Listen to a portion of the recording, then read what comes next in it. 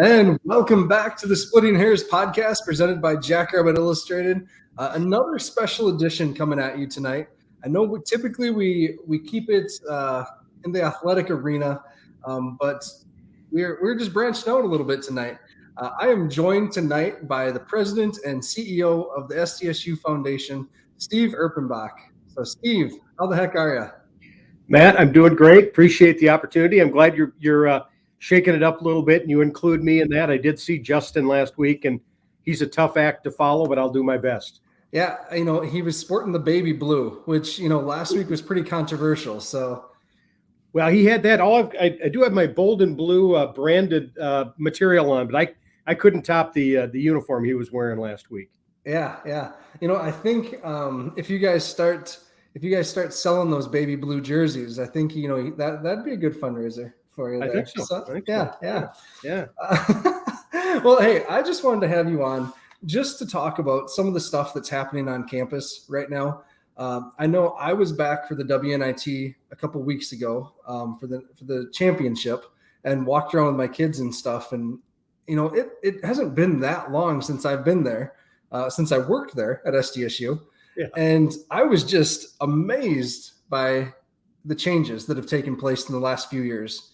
So give us an update. What are some of the things that have happened on campus maybe in the last couple of years? Last couple of years. It is. It's really been an amazing transformation. If you go back the last couple of years, and it's always the Alumni Association will do a 50-year reunion. They'll have people back for their 50th class, and some people have not been back for a while. I can't imagine what it's like. But even you could be gone for a couple of years, and just you're amazed by what's going on. But just in the last couple of years, the Raven Precision Agriculture Center off of Stadium Drive is just an amazing addition up there. The American Indian Student Center is just a really unlike any other building on campus. The Oscar Larson Performing Arts Center, that was 3 years ago when that was opened. And of course, that has been interrupted a little bit with COVID, but they're back at it now. It is a facility that is unlike any other in this region. And then even something like the Harding Hall, which is now the school, the Ness School of Management and Economics. They did a wonderful job in renovating and reinvigorating that building, and there's more to come. It's really remarkable. There's been a great master plan that was put in place, and they're really sort of those pieces are all coming together right now. Mm-hmm.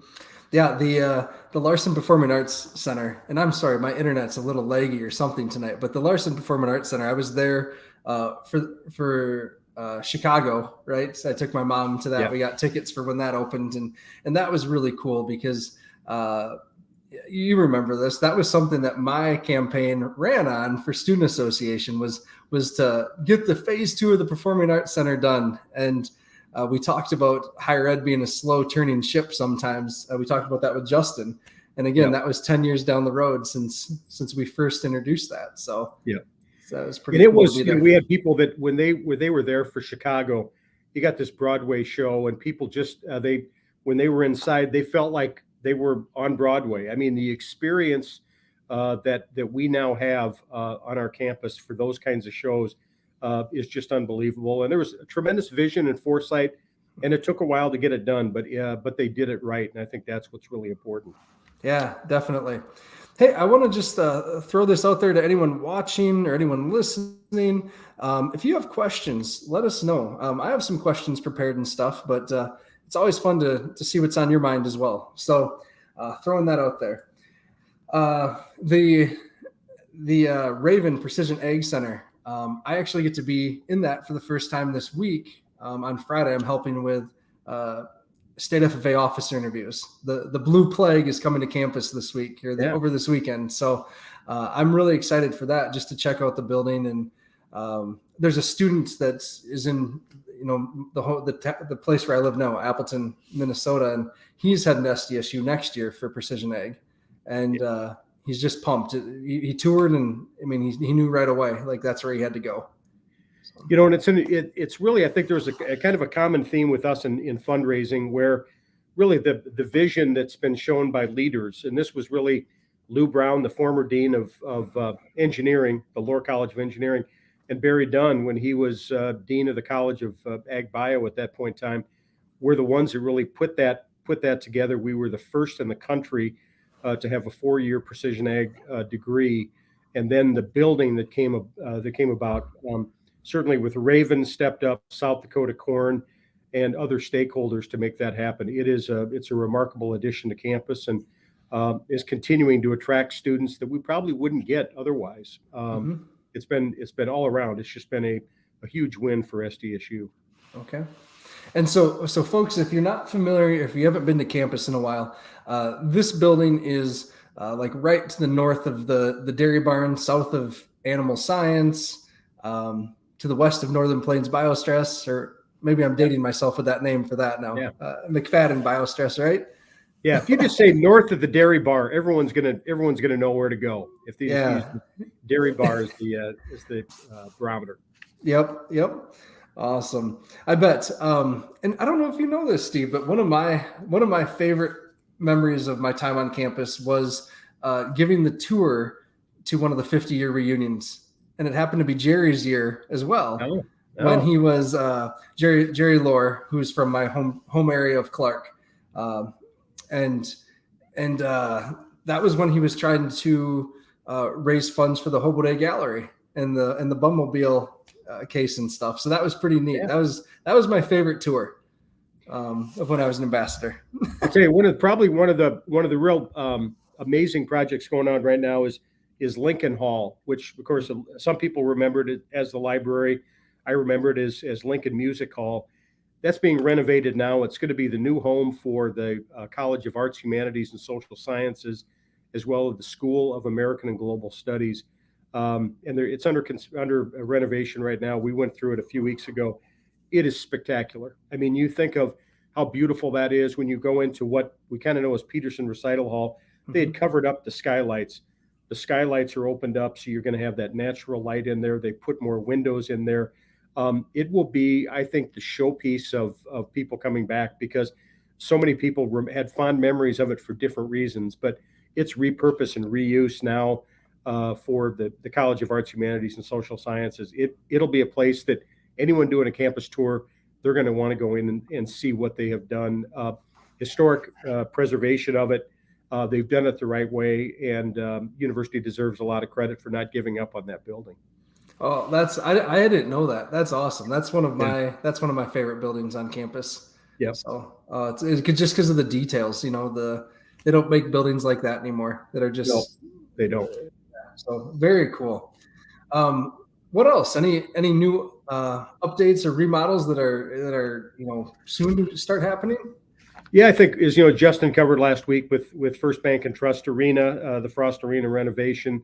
And they will start that shortly after commencement, and really just remarkable. You think about that gift from First Bank and Trust Arena was made in the middle of September, and to be able to get it through the Board of Regents and get it to the state legislature to be able to raise enough money to be able to go ahead with it now was just probably one of the most remarkable things I've seen. And I've been here 17 years now, but the response by donors to be able to move that forward is just incredible. But we're probably close to done. Probably a lot of our construction stuff, a lot of that happened in the last campaign. There will always be some things going on.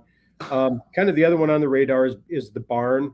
People would love to find a reuse for the barn, and so that's maybe one that happens sometime in the future. But that again is another building that holds a lot of fond memories for people, and it's just spectacular when you walk in there. But it's a matter of finding the money to be able to repurpose and renovate that space. Oh, for sure. That was always, my dream. I said if I won the lottery, I'd put the windows back in the barn. Yeah. I don't know it for its glory. I've seen the pictures and stuff of when it was packed for basketball games. But it was always fun just to go in there and play basketball and stuff when I was on campus. So, man, that'd be amazing. Keep playing that lottery. We'll get it done. Hey, there we go. Teardowns. There's a significant teardown that I know a lot of folks, may have had class or may have lived there. What's that? So we've had a number of residence halls that have been kind of repurposed into offices, and I talked about sort of Harding Hall, but Scobie Hall is going to be torn down probably in May, and it has been vacated for a couple of years ago, and probably not the greatest building. They certainly have moved those offices more towards the central part of campus, and so they are going to tear that down. It'll be green space at least for now until they decide what happens there. But yeah, Scobie will come down, and you always worry about that, about some alums that that live there, and being the ones that don't want to see anything happen to it. But I think people understand it's time. It served the university really well, and certainly progress happens, and so that'll happen when you come back in May. Okay. Didn't President Dunn live there? I don't know if President Dunn did. I think Jerry Lohr did, and I've heard from a few others that have lived there, but they don't talk about it with the same kind of a high degree of affection. I think Jim Wooster might have lived in Scobie, but and even Jim's supportive of it. So I think that's probably a pretty good barometer. If it's okay with Wooster, it's okay by us. Hey, there we go. Awesome. You mentioned the past campaigns have focused so much on building and renovating a lot of the spaces. You announced within the last year, right? The Bold and Blue campaign. Correct. We did. What's some of the focus and the priorities of that? Yeah, it's really excited about it. So we went public during Hobo Week last year, and so we announced a $500 million goal, or a $500 million, which sounds a lot higher. And but we started really this planning in 2017. So we're actually in our 5th year of it, but it was in the leadership phase where you put together the leadership you need, you put together leadership gifts, and you're really testing to find out how enthusiastic people are about what you have. Like the last campaign was very focused on a lot of infrastructure, a lot of capital projects, and certainly in engineering, the health sciences, ag, really addressed that because that was the need. This one is very people focused. It's really about growing the number of scholarships that we award, endowing scholarships. Something we're having great traction on is endowed faculty positions. When President Dunn, for a little bit of context, when President Dunn came back, and he was a endowed director down at the King Ranch at Texas A&M System, and he was the 5th person when he came back. He was the endowed dean by South Dakota Corn of the College of Ag Bio. He was the 5th one we had on campus. We have commitments in place for 47 of those positions, everything from endowed deans to endowed directors to endowed chairs, people who do research in leadership roles. And they're really critical to be able to recruit really top talent to South Dakota State, because there's a tremendous stature that goes with it, but there's also resources that come with them to support research. So that has been really a big driver of our campaign. There are some capital projects. Certainly, Frost Arena is one of them that has certainly gotten a lot of attention, and deservedly so. We're also looking at some of our traditions. We're trying to grow some endowments to sustainable funding for things like the Pride of the Dakota, Little International, the Hobo Day Committee. And so there's, I think, something for everybody in there, but it really it's going to be a transformational campaign, just given the growth in endowments, which again is that it really is a sign of strength, because it really allows you to sustain rather than having to raise money every year. It's a sign that there's that sustained revenue that comes in to support scholarships, programs, and other parts of the university. Yeah, Steve, can I ask what is the endowment at now for SDSU? It's a great question. When we started this campaign, it was 105 million. We're right now at 230 million. So it's more than doubled. And that's really important, I think, in our last campaign, because we were so focused on building buildings, which was really important. Probably didn't make as much headway on our endowment, but we're pleased where we're at. Would love that to be 300 million plus by the time we get done with the campaign. So that's a big focus. Wow, that's phenomenal. Hey, we have a comment that I missed here from Tammy Jungen. The barn holds memories for me of racquetball, engineering, volleyball tourneys, and concerts. She clarified in the Yeah. subs. Yeah, so I think that's a lot of people. Lots of good memories there. It is. And hopefully Tammy's playing the lottery too. Hey, But it is. And that is one of those things. I mean, when you walk in, it is a beautiful building. You talk about the those windows in front, I think would kind of capture the imagination of people, but it's remains on our list, and it's near and dear to a lot of people. yeah, awesome. Well, I just had to ask on that on the Blue and Bold campaign because yeah, like I think that's a really cool priority with the scholarships. Any legislative updates this year on the scholarship piece? I know that was something that was going to have some attention with it this year. Yeah, and it was really great. It was really sort of a led by First Premier Bank, Dana Dykehouse, Miles Beacom, Denny Sanford for a Freedom Scholarship, which is a need-based scholarship. We were the last state, I believe, that had a need-based scholarship, and so put about $100 million into it. The state of South Dakota put $50 million, and then there were the health systems, Avera and Sanford, each put $12.5 million. So we've received the first money that came, but it is really for those students that otherwise they just their family contribution, their other financial position, they just would not be able to afford without a need-based scholarship. They can get academic scholarships on top of that, but that's really important for us to continue to build on that because we are a land grant. It is about access. And we take really, I think the university will take a student gets an 18 ACT, and they are welcome at South Dakota State. They'll be accepted there, and a lot of those turn out to be tremendous students. But it's giving them that opportunity, giving them the chance, and so that need base, those students that wouldn't be able to make it for any other reason, that's what is going to make a huge difference in our state. I think President Dunn has showed tremendous leadership with his Wikini initiative, which is members of any of the 9 tribes, the reservations in South Dakota, provides money for them to be able to access a higher education.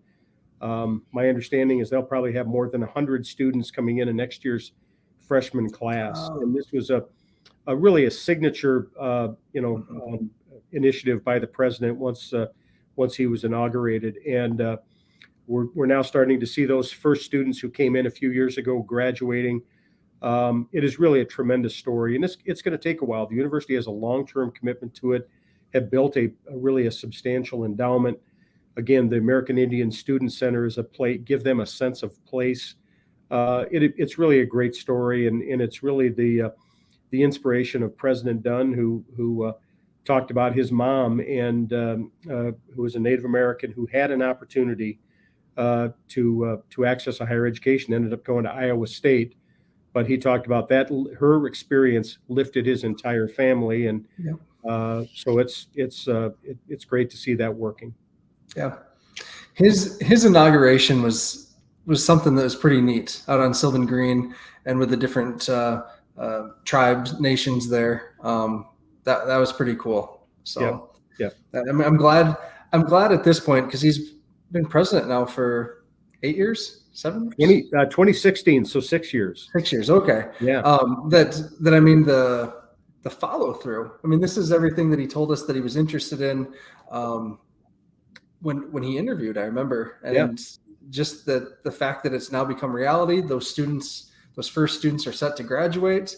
That's just incredible. So he talked about, he just felt that it was his opportunity if he was in that position as president of this university. He wanted to use it for something, and his vision for that, and again, he started that right away, is just incredible. I mean, he believes that this is going to make a difference. He understands that there are some challenges, but when you have over 100 students coming in next year's freshman class, it shows that it's really starting to catch on, and he deserves a tremendous amount of credit for the vision and the toughness to be able to push that forward.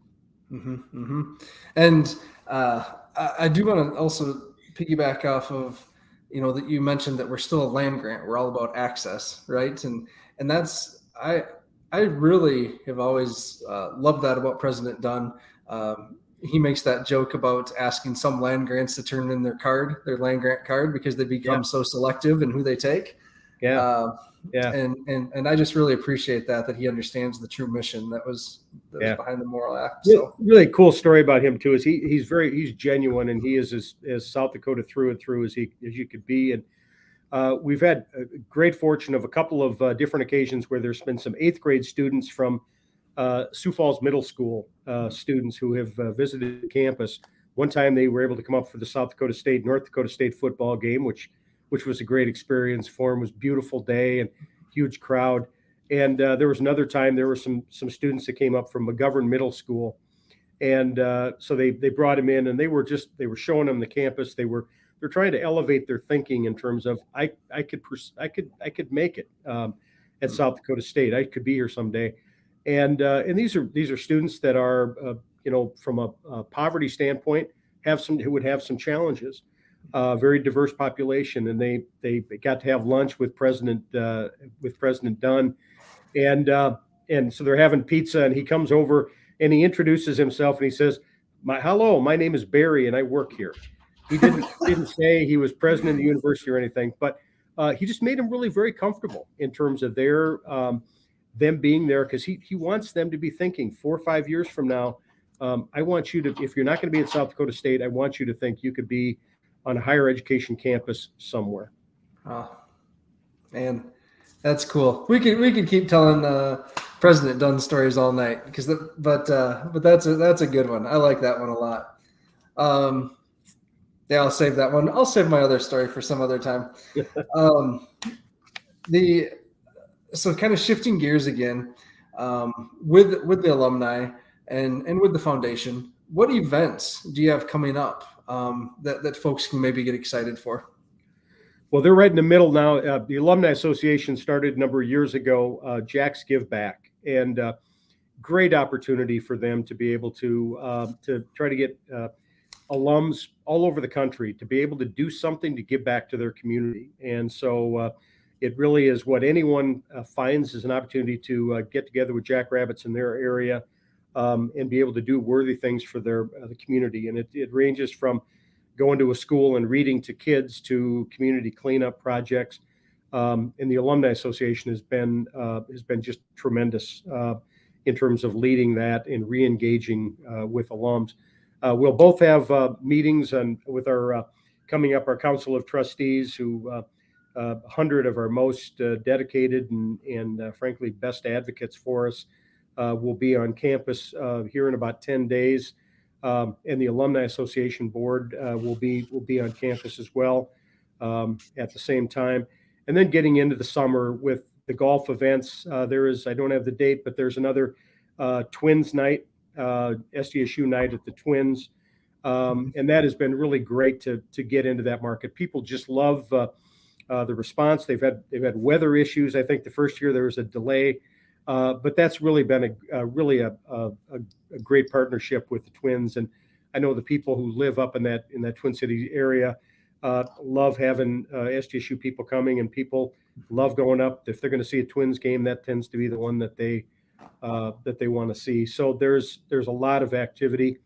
In September, we'll be working. Alumni Association will help us with this too, but the One Day for State, which is an opportunity in September where for 24 hours we're raising money and continuing to find that giving people an opportunity to give back. We see a lot of students participating in One Day for State, so we're really excited, gearing up for that. I mean, we're just now putting the wraps on this semester, but we're already thinking about the summer. We're thinking about the fall. It is going to be and then you get into football season. It's just going to be incredible. Yeah. Well, I'm excited for one event you missed that's coming up. Is the virtual 5K is here in April this month. So I still have yet to run it. I'm waiting for it to get a little bit nicer, but I have to do the 5K, and then I got my kids. They're going to do like a mile race. We'll see if they make it that far or not. But And you actually have to run it. You have to run it, even though it's virtual. You got to run it. Yeah, Right. right. Yeah. And then the book club, right? The book club Yeah. this summer too. Yeah. Rabbit readers. I mean, again, I think they found some really alumni associations found some really interesting ways to kind of build that community where, again, if people can be at events, that's great. But I think finding other ways to for people to participate, engage with other alums, I think it's really important. It's kind of the world we live in. I mean, take advantage of that connectivity, and so whether it's through a book, whether it is the virtual 5K, whether it is Jack's Give Back, just reminding people about what a special place this is, and it brings back those great memories about about being a Jackrabbit and what this place, what this university did for the success they had in life and in their career. Yeah, let's just go back just for a second here. Tammy made a really good comment here. The open access of SDSU really helps make the students shine. I've been to many campuses throughout the country, and the quality of the students and alumni are second to none. And of course, the staff, professors, and educational support. So, yep. Thanks, Tammy. We like hearing that. I'll tell you one quick story about it. We hear so many people who give. I mean, we get to work with donors, and you hear the stories about why they give. And probably one of the best stories I ever heard. We had lunch with a couple out in western South Dakota, and the gentleman had shared that when he was at South Dakota State, he was really kind of upper middle class family. His family lived not far from McKinnon Park in Sioux Falls. His dad was a business manager of a business, ended up losing his job. And he talked about there was one day he got a call, and his check for tuition had bounced just based on the family circumstances. So he got summoned over to the registrar's office and trying to figure out what he could possibly do to stay in school. And there was a person who worked there, a woman who worked there. He doesn't know her name, but she was trying to help him try to figure out how do you, here's how, let's try to solve this, trying to help brainstorm a little bit. She said, there's a small scholarship I know available in ROTC if you would sign up for ROTC. He went over there. It was modest, but it was enough to keep him in school. Went on to have a very successful career as an airline pilot. Now, fast forward a number of years, he's given scholarships. He and his wife are giving scholarships. They have done their estate plan includes South Dakota State. And so you think about just the twist of fate. I mean, if that person who was working there that day had maybe was having one of those days and just decided, I can't help you, you've got to figure it out. But she was the one that figured out how we could get this done. So not only did he go on to have a really successful career because there was somebody who cared about him at that point, was helping him, come up with a solution. And now he's giving back. And you hear those stories about advisors and professors and other people who meant so much for him and meant so much to him. And a lot of times at really challenging times that they're maybe in their career, they're maybe at a crossroads in their school time. And then they remember that. I mean, they remember all the other things, going to football games and everything, but there's always a story about a person or two who took that extra effort and made all of the difference in terms of their what became the rest of their college career, and then propelled them forward in their profession. So I agree with Tammy. There's a lot of special people and at all levels that sort of make South Dakota State so great. It's pretty funny. That's another phenomenal story. Jeepers. And I think VJ needs to work on a second book, like College on the Hill, second stories or something like that, volume 2. We have some friends who do this vlog and podcasting on the national scene. They're the FCS podcast is what they're called, and they actually came to a game this last fall in Brookings. Our fans went on and they had to vote about which game they should go to, and they ended up coming to Brookings. And it's two young guys. They're 23, 24 years old, and we're just blown away by the hospitality.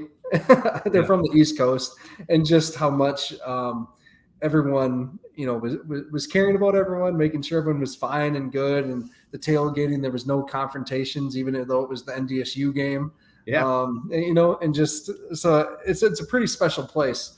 Pierre talked about that 2 weeks ago when he was on we were talking about the draft, and he said when he came to his campus visit that the players he was hanging out with, or the host players, were just leaving their cars in their vehicle and stuff. And he's like, "What are you doing? You don't leave your cars in your vehicle or your keys in your car." Yeah. So, yeah. So I not only have to follow Justin Sell, I'm also following Pierre Strong, huh? Yeah. Hey, did you see Mel Kiper had him? Honored. I saw that. Yeah. Wow. That's awesome. I really hope we hear his name called early. Yeah. A lot of great buzz. A lot of great buzz on him. Yeah. Yeah. Hey, so now that we've kind of hopped back into the athletic arena, we talked a little bit about right before you started, or right before we started tonight. You got here in 2004, right? Correct. Yep. Yeah. All right. And so you've really seen kind of the transition from the dark days to where we're at now. So talk about that a little bit. Well, and Barry and President Cheekman would always give so much praise to Peggy Miller. I mean, for her ability to get that through. There was obviously a lot of resistance in the state about that idea, and of course, we were the leader. I mean, so we were first, and obviously had to go through there. But I just don't know. And again, I understand people were skeptical because you just didn't quite know. And I don't know if you could have written a script kind of like what we've had in terms of the success at so many levels. I mean, in NCAAs and so many different sports. But I can't imagine this university without that move. What it has done is it is certainly, there's a level of pride among people around the country about you think of you mentioned the WNIT and being on campus for that, and you think about playing Pac-10, SEC, or Pac-12, SEC, Big East, taking on those Alabama and all those kind of teams, and what our men's basketball team have done, what our softball team has done, what football has done, it is just remarkable. And I think it's kind of indicative of all the success that we've had. I think a lot of it, you can just say it's kind of thing with scholarships is if you have a strong vision and you have a plan for how you're going to get there, there's no telling you what we can accomplish. And I think that, we have a $500 million goal in a campaign. We wouldn't be thinking that. We wouldn't even be approaching that if it weren't for sort of people like Peggy Miller and others that really sort of elevated and made us believe we can do this. Mm-hmm. And you just talk about, we've done it the right way. Our student athletes, and you just look at the numbers of what they have done in the classroom, what they do in the community. And we've got South Dakota student athletes that still have those opportunities, which was one of the fears that they wouldn't. I mean, it is just an unmitigated, it's just such the biggest success you can imagine. And I couldn't be more proud as an alum, and frankly, couldn't be happier as somebody who is involved in an organization that's trying to raise money, because it has just raised the sights of our alums and friends, and companies that want to be associated with us, because we, that was a big, bold vision, and that's part of the reason our campaign is bold and blue. Is we have been bold. We're going to continue to be bold, and this is a blue state, so it has been it's just been great to watch, and it's just been an amazing example of just that big vision of some people that just believed we could do it. Mm-hmm. One of my favorite quotes that I think gets shared every year at the foundation banquet when she's recognized is from General Williamson, right? And it's the lead, follow, or get out of the way. Yeah. Right. Yeah. And talking about that transition from D2 to D1. So that's just a very cool line and cool story, and the folks that were visionary of it. Yep. I remember, the college game day, right? And when that came to campus, and getting to talk to President Miller when she came through the tailgating lot and stuff, and she's like, I told him we'd do that. So that was pretty great.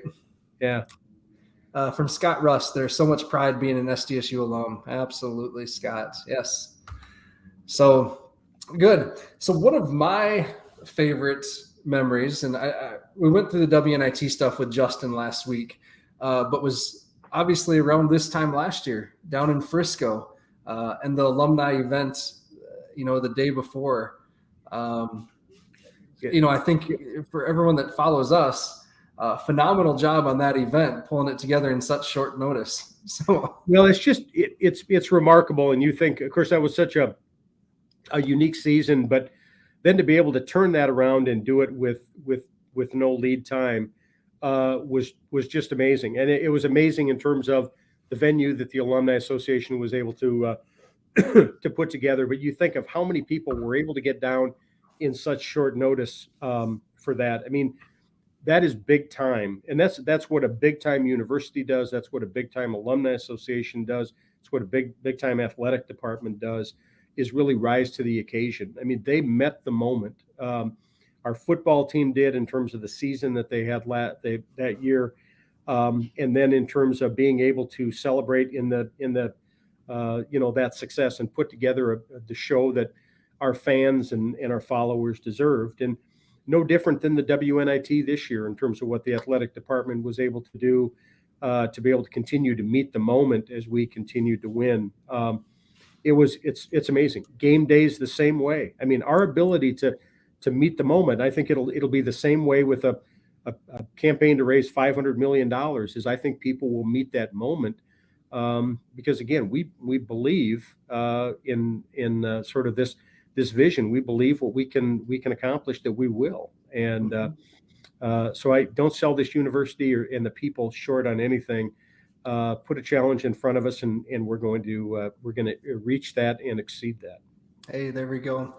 I have just a couple of planned questions left for Steve. So if you do have questions, get them in the box here. So, like you said, you were a student at SDSU, and then came back to work with the foundation.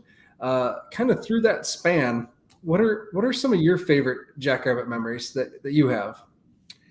Well, I graduated in 1985, and that was the year of where we went to the national championship game. We unfortunately lost in that championship game, and that was Mark Tetzloff's senior year. And that basketball season was just incredible, and to be able to follow them and the game we had against Cal State Hayward in Frost Arena, where I think there was 10,000 plus people there.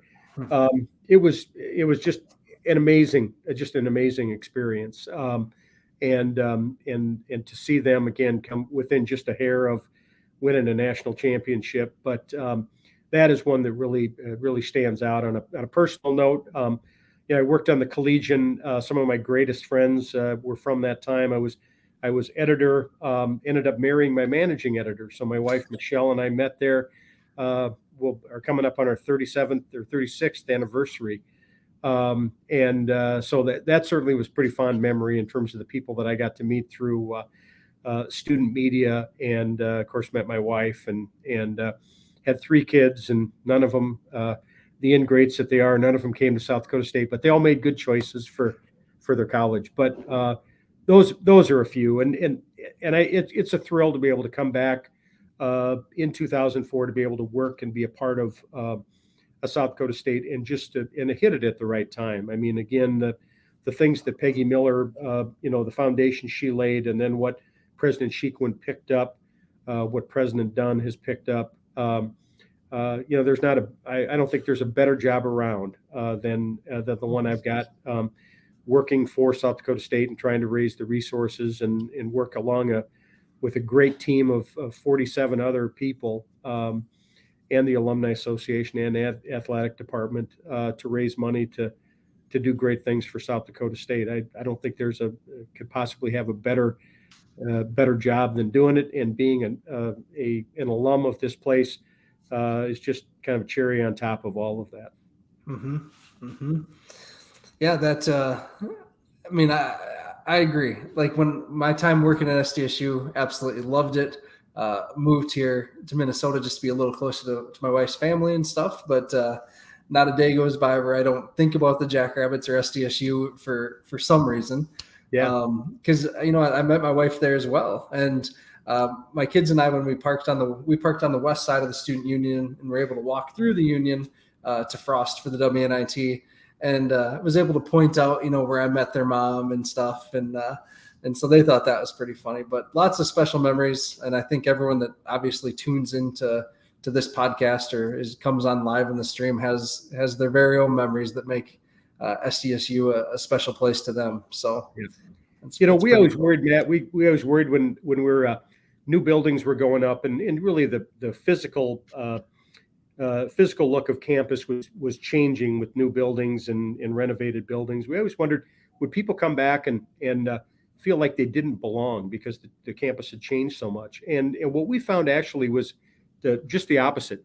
People had such an enormous pride to come back to their university. I'm sure they would have loved to have had the wellness center and the performing arts center, and to go to a football game at Dykehouse Stadium when they were students. But it wasn't. People weren't saying, "I wish they would have had this when I was here," in a negative tone.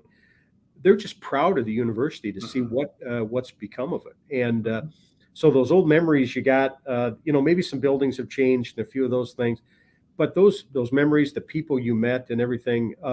That's really what that college experience is about. Maybe you don't always meet your spouse, but lifelong friends that you get to meet, and that's what makes it really special when people come back. They think about those people who made a difference in their life, and frankly are to this very day some of their best friends, and they met them because they went to South Dakota State.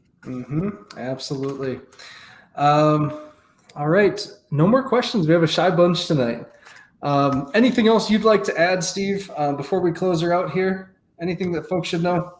No, I think obviously, our campaign Bold and Blue is really about, we want a lot of people to participate. We have a $500 million goal. We're at about 80% of our goal, and it's just been remarkable in terms of the response to it. And it really is about giving everyone a chance. Every dollar that people invest in South Dakota State really does matter, and it's a good chance to be a part of something really big. And again, this university is going to be transformed by what we do in this campaign, and because it's supporting athletics, it's supporting academics, there are going to be some buildings built, but there's really not going to be a corner of our campus that's not going to be touched by the dollars we raise in this campaign. So I appreciate the opportunity to be with you. I really do appreciate you, the time you and the other members of your team dedicate to this. It is, to take advantage of this medium that we have